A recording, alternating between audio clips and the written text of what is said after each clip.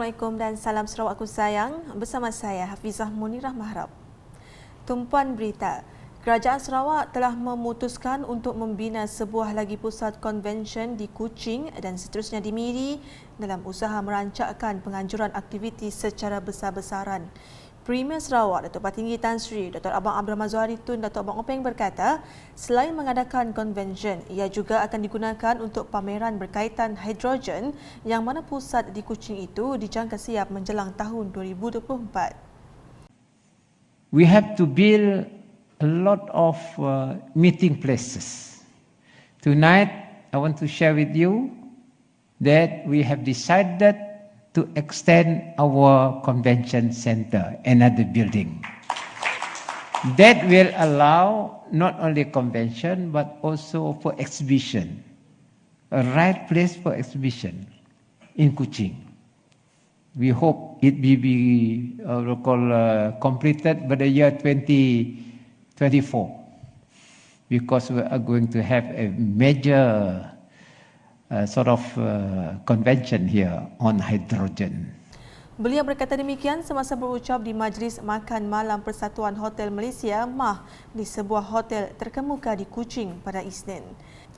Sementara itu, dasar-dasar kerajaan Sarawak termasuk bagi sektor pelancongan yang diperkenal dan dilaksanakan adalah untuk pertumbuhan ekonomi negara, pengagihan pendapatan yang seimbang, kestabilan politik, integrasi kaum dan kebajikan masyarakat keseluruhannya.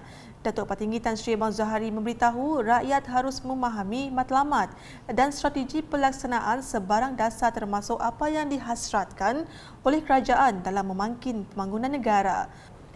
Memberi contoh dari segi seni budaya di Sarawak, beliau berkata bangunan Dewan Undangan Negeri Dun Lama di Kuching yang sedang dinaik taraf menjadi sebuah pusat persembahan seni akan turut mengetengahkan industri kreatif serta dipercayai mampu menarik minat pelancong sekaligus menjadi potensi besar untuk menjaga pendapatan tinggi dan menjadikan ekonomi negara lebih dinamik. We are, doing a lot of to transform our old Dun to be a performing arts center. And that will be a place for us to show our culture and also the creative industry. And this is a lot of investment that we are going to invest for this services sector. What is our policy on trying to attract tourists beside our natural attractions such as the national park? Mengulas lanjut, Premier Sarawak menambah antara dasar yang menjadi tumpuan adalah menggalakkan kedatangan pelancong utama atau prime tourist ke Sarawak. For Sarawak, we go for prime tourists. That is the selected tourists. That's why we organize business event and we organize all this rainforest. This is special tourists. They are not mass tourists. Normally, the mass tourists don't want to pay high. They potong-potong.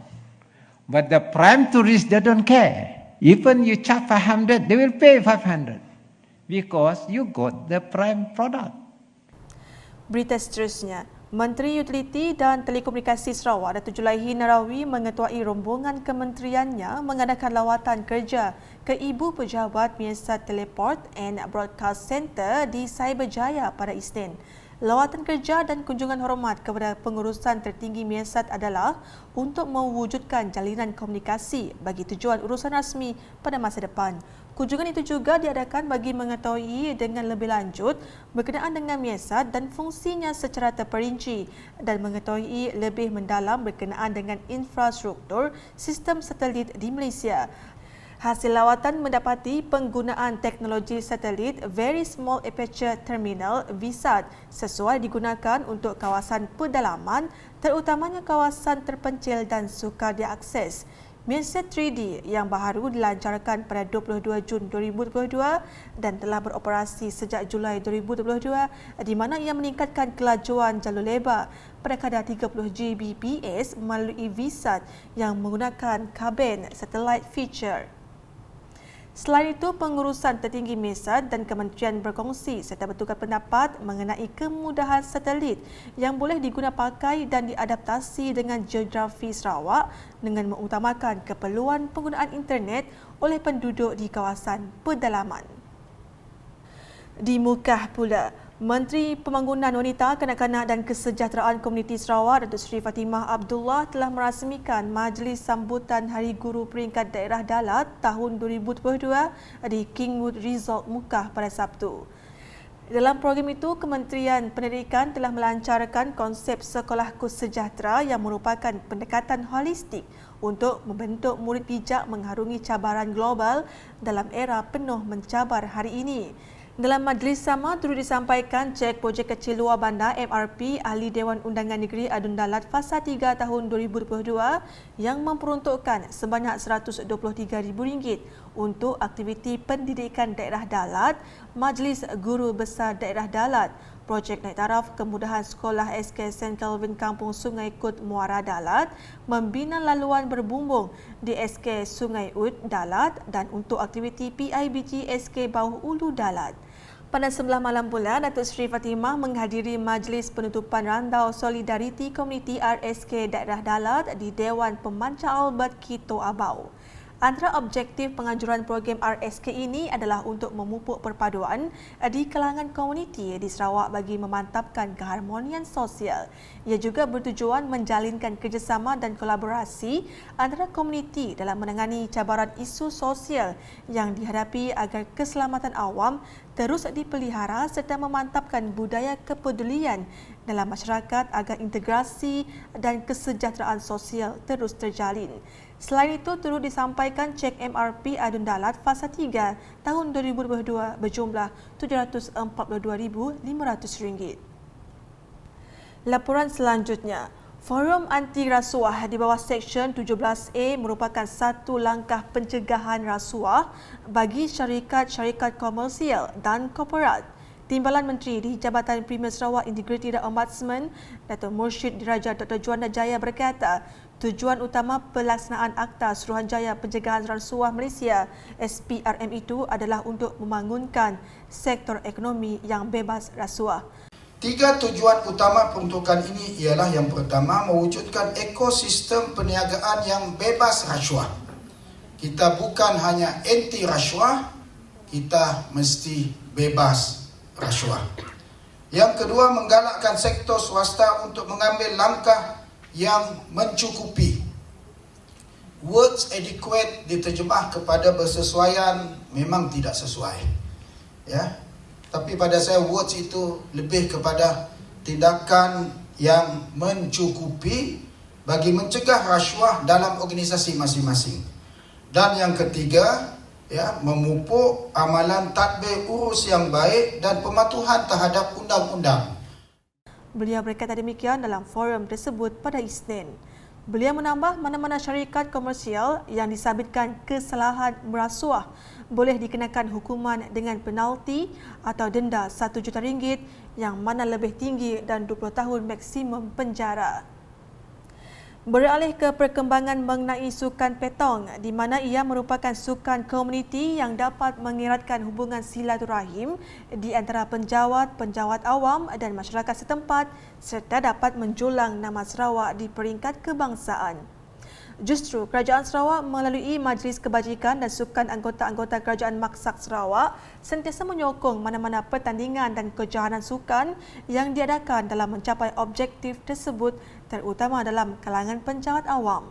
Menurut Setiausaha Kehormat Maksak Sarawak Semawi Muhammad, usaha ini perlu disokong oleh pelbagai pihak untuk melahirkan pemain-pemain yang berkebolehan serta berdaya saing agar sebaris dengan pemain lain di peringkat kebangsaan maupun antarabangsa.